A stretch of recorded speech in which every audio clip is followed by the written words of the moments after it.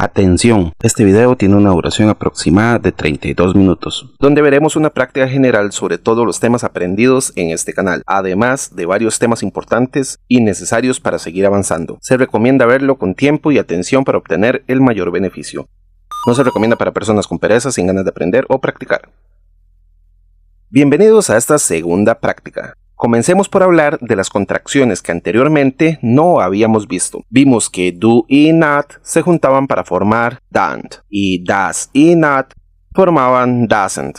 Pues bien, lo mismo ocurre con el verbo to be, donde I am se junta para formar I'm. Y en negativo solo utilizaremos I am not o I'm not, a diferencia de los demás verbos to be, que tendrán también su contracción negativa. Para las terceras personas, he, she, it, solo agregamos este apóstrofe y una s. Es decir que he is, she is y it is serán his, she's, its. Y su forma negativa pasaría de ser she is not a she isn't, she isn't.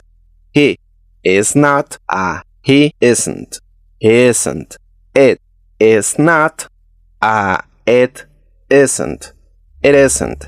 Isn't, sonido de la I ahogada y Z, como la avispa, z, z, N y T. Aquí el schwa nos sirve como un puente entre la Z y la N. Es decir, que en negaciones con el to be is, podríamos usar tanto she is not como she's not o she isn't. Y lo mismo pasará con you, they y we. Sus formas positivas pasarán de ser you are a your, they are a their, we are a we're. Y su forma negativa pasará de you aren't not a you aren't, we are not a we aren't, they are not a they aren't. Sonido de a como en español. La R, ya los vimos en los sonidos de la R, N y T. Lo digo porque muchas veces lo enseñan como aren't y es aren't. Igualmente podríamos usar tanto you are not como you aren't o you're not. Cada una se usa dependiendo del énfasis que tenga la oración. Por ejemplo, si digo no irás a ninguna parte, podemos decir you are not going anywhere. Tú no irás a ninguna parte. You're not going anywhere.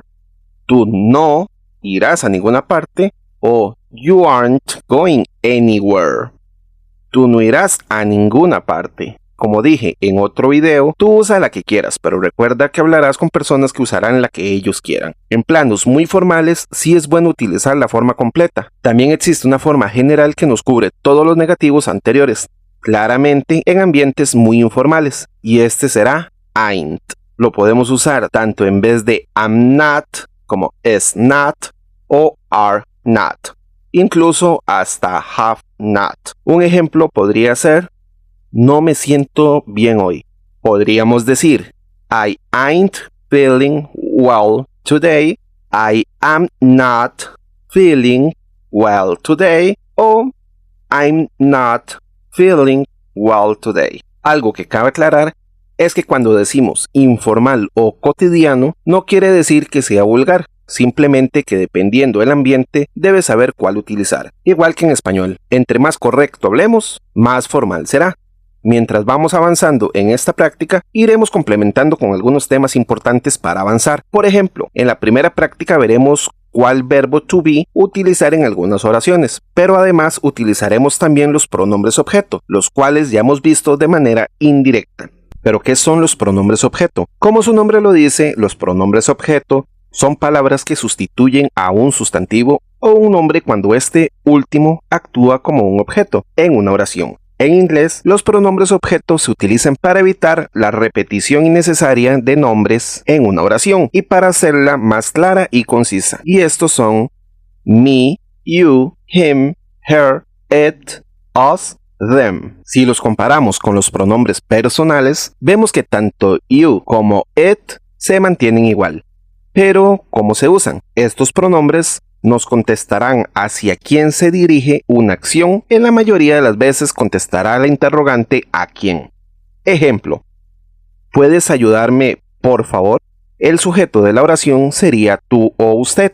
En español normalmente lo omitimos porque ya va implícito, pero en inglés ya sabemos que es necesario colocarlo en la oración, en cuyo caso sería ¿usted puede ayudarme por favor? Este usted sería el pronombre personal. Ahora, ¿ayudar a quién? A mí. En este caso yo sería el pronombre objeto. Veámoslo en inglés. Como es una pregunta y en este caso utilizamos el modal can o poder, será este el que nos abra la pregunta. Can you, puedes tú o puede usted help, ayudar, ¿a quién?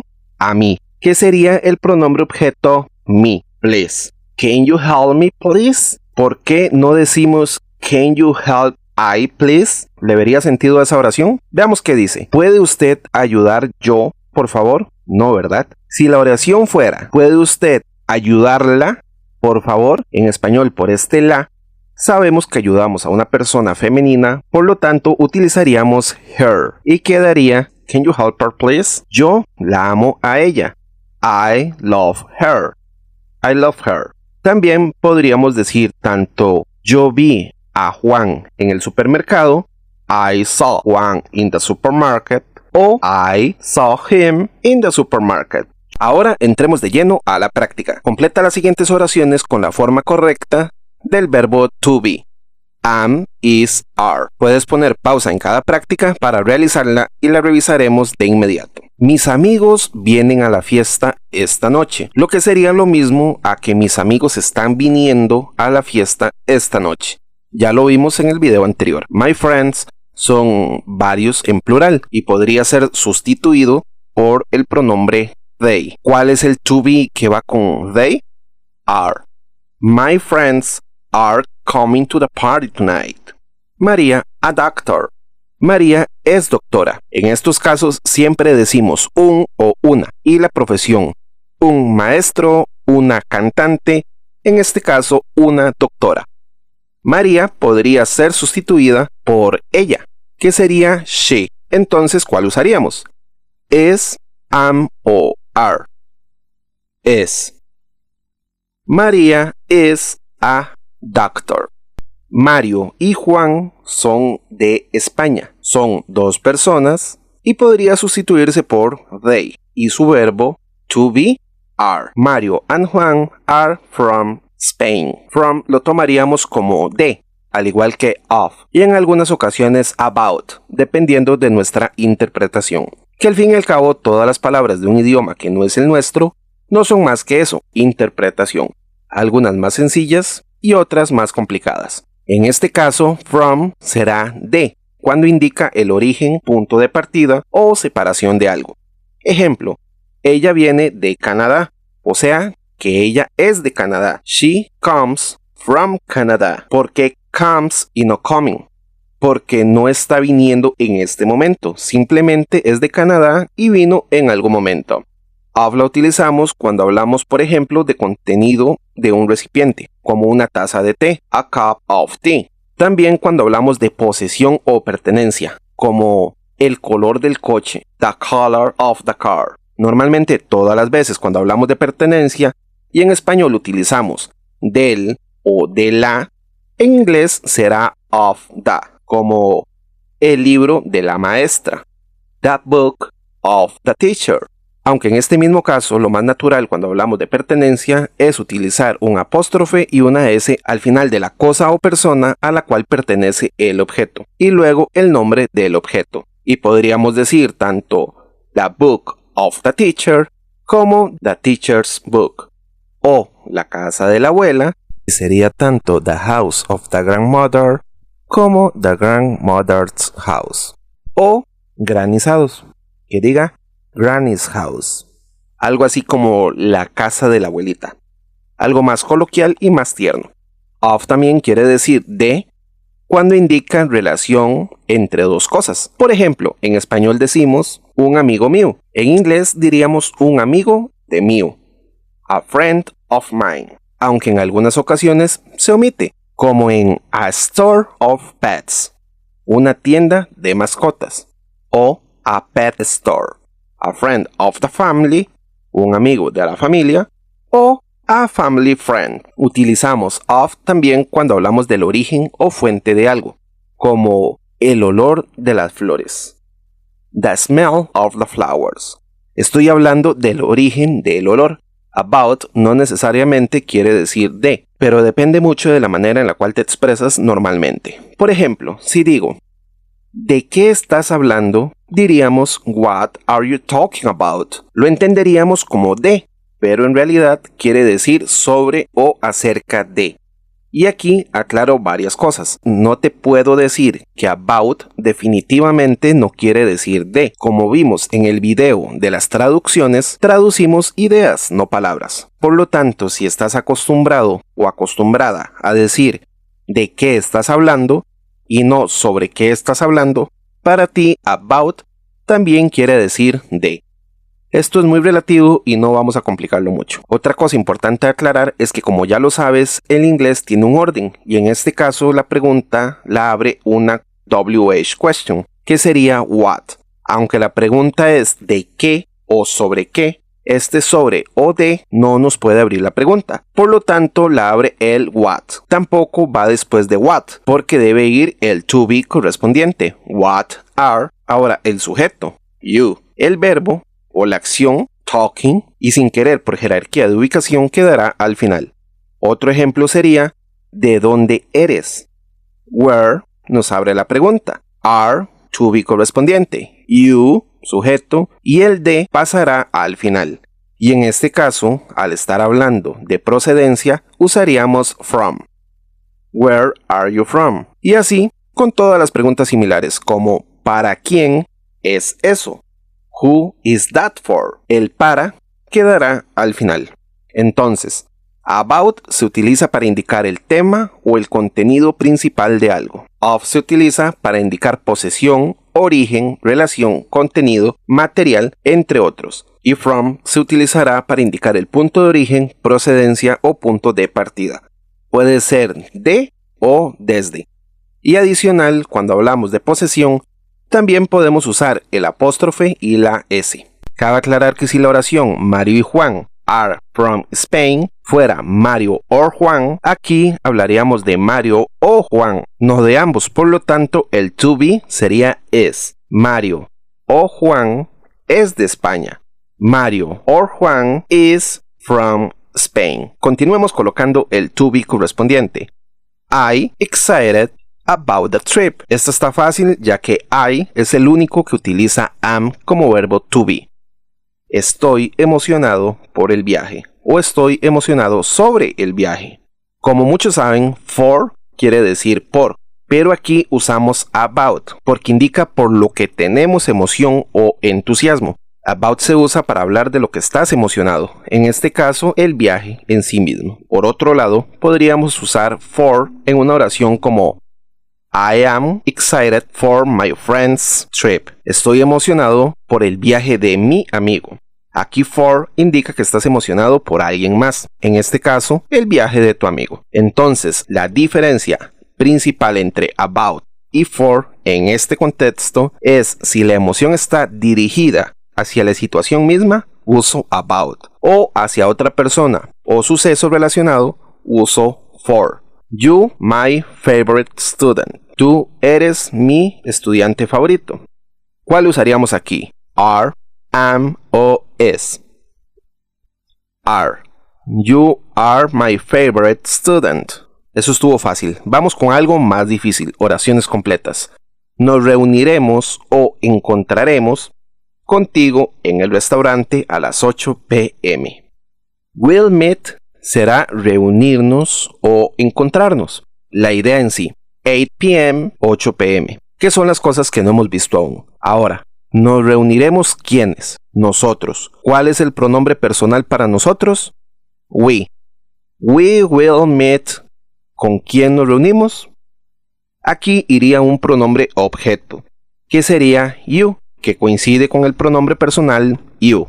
We will meet you, como diríamos en, podríamos usar tanto in como at, dependiendo de qué queramos expresar. In, adentro del restaurante. At, en el restaurante, en el área del restaurante. ¿Cómo decimos el restaurante? The restaurant. Utilizamos the porque estoy especificando ese restaurante. Ahora, ¿cómo decimos a las para las 8 p.m.? Esto lo vimos en el video de at in on. Y sería at, el cual usamos para las horas. We will meet you at the restaurant at 8 p.m. La siguiente será, tengo una reunión el lunes en la mañana o la mañana del lunes. ¿Cómo decimos yo tengo? I have o I has. Esto lo vimos en el video de las terceras personas. Y sería have a meeting, una reunión, lo hemos visto en varios videos. Y como decimos el lunes, on Monday, por la mañana o en la mañana, morning. I have a meeting on Monday morning. On para días de la semana. El gato está en el techo o tejado. The cat, porque hablamos de un gato específico. ¿Cuál usaríamos aquí? Am, is o are. Es. At, on o in. On, porque está sobre the roof. Una vez más estamos especificando un techo o tejado. Por eso utilizamos the. The cat is on the roof. Ella la está esperando en la estación de tren. Ella sería she. ¿Cómo decimos la está esperando? The sería la. Está puede ser is y esperando waiting. ¿Cierto? Pues no. Tenemos que darle un poco la vuelta a esta oración. Recuerda que debemos respetar el orden de la oración. Sujeto, ella, she. Verbo to be, is. Para variar esta vez vamos a colocarlo con el apóstrofe. Verbo en ing, waiting. Ella está esperando, ¿a quién? A ella, otra ella. ¿Y cómo decimos ella? She, ¿verdad? Tampoco. Recuerda que la persona que recibe la acción es el objeto de la oración y aquí ocuparíamos un pronombre objeto. ¿Cuál es el pronombre objeto de ella? Her. ¿Cómo decimos en la estación de tren? At the train station. At en el área del lugar. The porque es una estación específica. Y quedaría she's waiting for her at the train station. Nos vemos en julio o nos veremos en julio. ¿Quiénes nos vemos? Nosotros, que sería we. We'll see será veremos. Este will no lo hemos estudiado y lo veremos mucho más adelante. Pero en palabras simples nos dará la terminación en futuro. Como en este caso, veremos. Will nos da la terminación o conjugación del verbo siguiente. Sí, que sería ver. Y you, porque te veré a ti en julio. In July.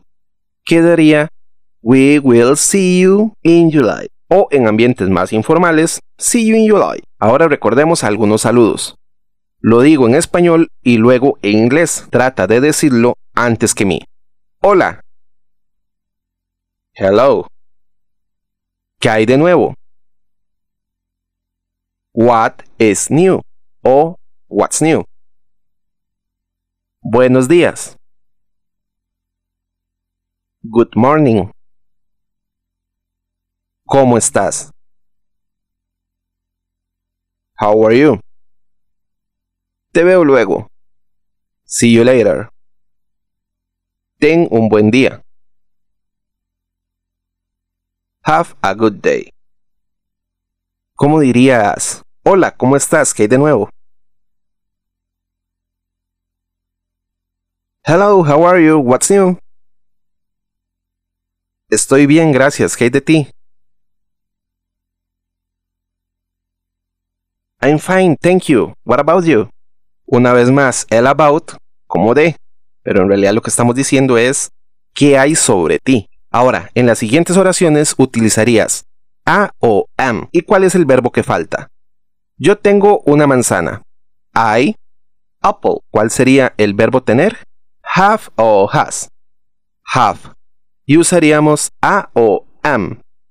Utilizaríamos am, porque el sonido siguiente es vocálico. Y quedaría I have an apple. Recuerda que has es para las terceras personas únicamente. Ella quiere comprar un coche nuevo. She, new car. Ella quiere.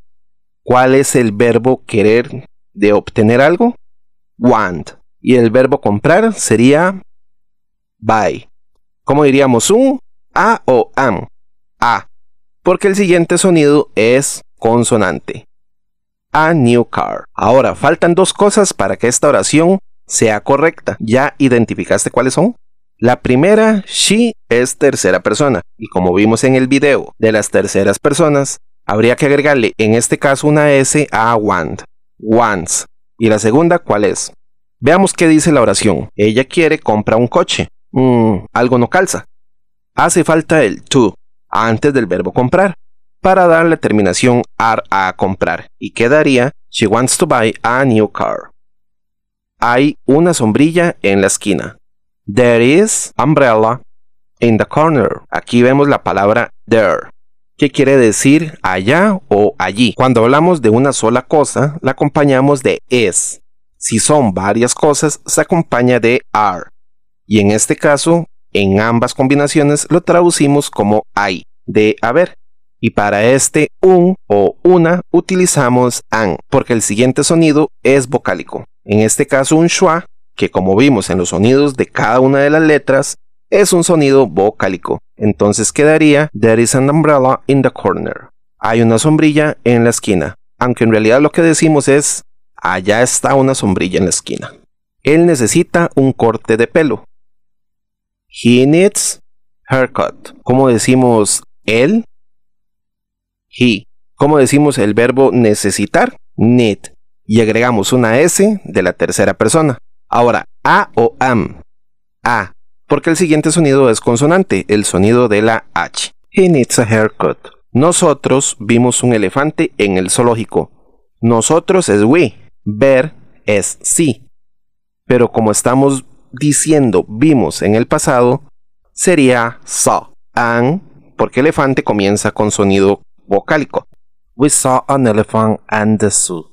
Ahora elige la palabra correcta para completar cada oración, entre make o do. I need to my homework before dinner. Necesito hacer mi tarea antes de cenar. ¿Cuál utilizaríamos aquí? Do o make. Do.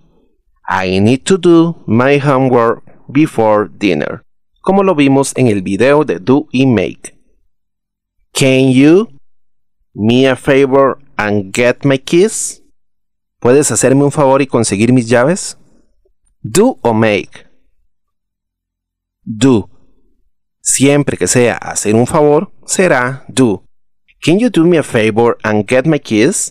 Mucha atención con este get, que de ahora en adelante lo veremos mucho, y es una de las palabras más utilizadas en el inglés.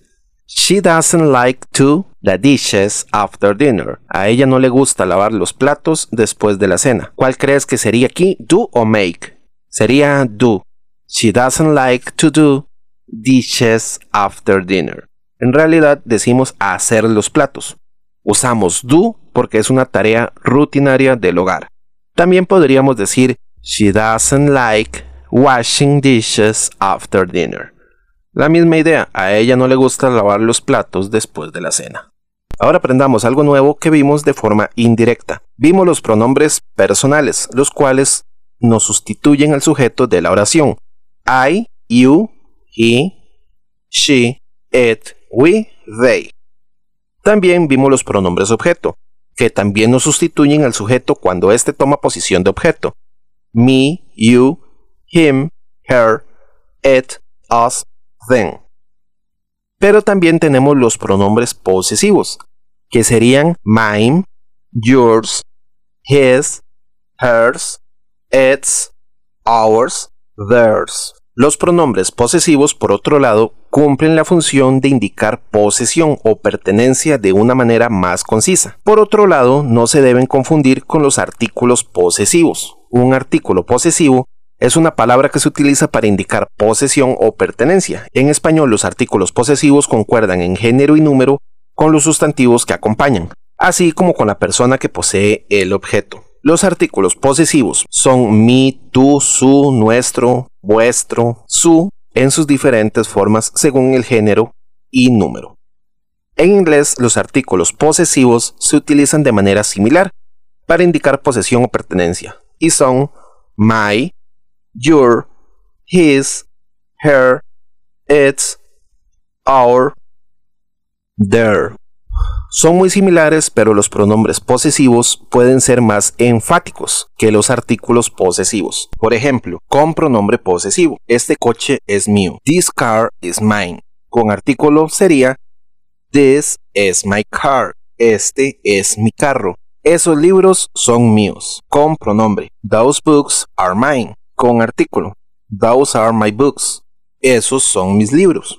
Mine lo traduciríamos como mío, mía, míos o mías, mientras que my como mi. Una vez aprendiendo cuáles son unos y otros, no deberías tener ningún problema, ya que cada vez que digo mi o su de alguien más, utilizamos los artículos. Este bolígrafo es tuyo. Es pregunta, recuerda que las preguntas las abrirá el verbo to be. En este caso es, como vimos en el video de las preguntas en inglés. Is this pen yours? Yours, al igual que el pronombre personal, se utiliza para usted y ustedes. Es decir, que lo podríamos traducir como tuyo, tuya, tuyos, tuyas, de usted, de ustedes. Mientras con el artículo sería su o sus. Is this your pen? ¿Estos libros son de ustedes? Are these books yours? ¿O are these your books? ¿Son estos sus libros? Hay mil y una forma, por decirlo así, de expresar una misma idea con distintas palabras. Lo importante es disfrutar el idioma y practicar, además de seguir los patrones de cada oración. Veamos si ya lo tienes. Estas no son las gafas de mi mamá. Las de ella son negras. These are not my mom's glasses. Hers are black. Traducimos hers como suyo, suya, suyos, suyas, o de ella, todos con la idea de pertenencia a ella. Ahora, ¿cómo lo acomodarías con un artículo? Estas no son las gafas de mi mamá. Sus gafas son negras. These are not my mom's glasses. Her glasses are black. Ahora, las únicas que tal vez puedan causar confusión son estas dos. ¿Por qué? ¿Cómo decimos su pero de nosotros? Sería nuestra o nuestro, pero también nuestras y nuestros. Pero esta también quiere decir nuestro o nuestra. Entonces, cuando uso una u otra. He aquí lo importante de los patrones. Our se utiliza como un pronombre posesivo adjetivo que va antes de un sustantivo para indicar posesión en relación con un objeto específico. Por ejemplo, our house. Por su parte, ours o ours se utiliza como un pronombre posesivo independiente que no requiere un sustantivo que lo siga directamente. Se utiliza para reemplazar un sustantivo previamente mencionado o para expresar posesión de manera independiente. Por cierto, esta palabra la puedes decir tanto ours como ours. Y esta de la casa sería the house is ours. La casa es nuestra.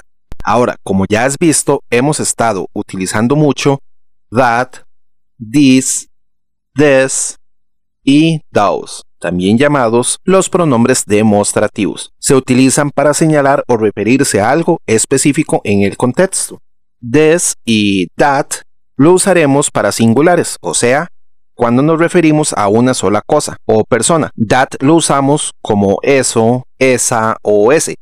Aquello, aquel, aquella. ¿Se entiende la idea? Aparte de ser singular, nos da la idea de la ubicación del objeto. That sería nosotros aquí y el objeto o persona allá, lejos de nosotros. Por ejemplo, ¿tienes un problema con eso? Do you have a problem with that? O los ejemplos más normales. Eso es un libro. That is a book. Recuerda que es siempre en singular y también podemos juntar that e is para formar that's. That's a book. This, por su parte, lo traducimos como este, esta o esto y nos da la idea que el objeto se encuentra cerca o al alcance. Ejemplo, este es mi hermano. This is my brother. Es porque es singular. Ahora, this será estos, estas en plural. Es básicamente el plural de this. Sus sonidos son muy similares. This con la I ahogada que vimos en los sonidos de la I y this con una I igual a español. Y those será plural de that. Esos documentos son importantes. Those documents are important. Este se traducirá como esos o esas, aquellos, aquellas en plural. Entonces, this, singular y cerca. This, plural y cerca. That, singular y lejos. Those, plural y lejos. Creo que ya tenemos una buena base para empezar a construir nuestro inglés. En los próximos videos veremos mucho más vocabulario diario, importante de aprender para nuestra comunicación, y fortaleceremos los temas aprendidos. Además, intensificaremos nuestra práctica mientras aprendemos nuevo vocabulario, para avanzar con paso firme. Por ahora me despido, no sin antes agradecer a todos por el apoyo, tanto por los comentarios, los me gusta, los nuevos seguidores, además de las personas que han apoyado por medio de PayPal. Se les agradece montones. Esto es una gran motivación para traer más contenido. No olviden suscribirse y sigamos explorando el mundo del inglés con entusiasmo.